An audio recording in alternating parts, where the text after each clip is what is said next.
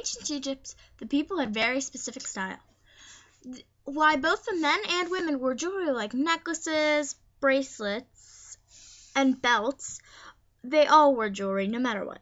So, I said that, didn't I? Okay. Their clothes were made out of a white cloth called linen. And while the women wore simple sheath dresses, which are basically tubes of fabric with one or two straps, the men wore short skirts called kilts.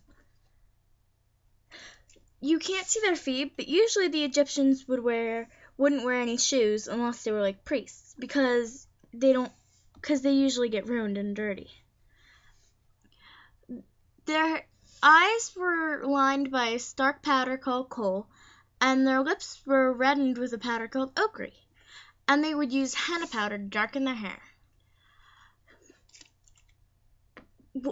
Pharaohs would wear leopard skin cloaks over their shoulders, but these people aren't pharaohs. They're just highly important townspeople, like nobles.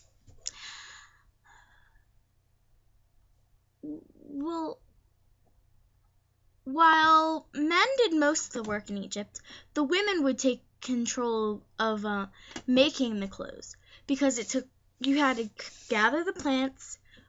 You had to gather flax plants, specifically flax plants, rip them apart, and weave the fibers into cloth. After you weaved them, you would have to wash them. That was usually the men's job, because you had to go down to the Nile, then you had to put the clothes in the river, and after you put the clothes in the river, you had to scrub them. And so, while their clothes look very pretty, they would usually only wear them once or twice. Because, of course, it'd be better to make new clothes than have to wash the old ones in the river.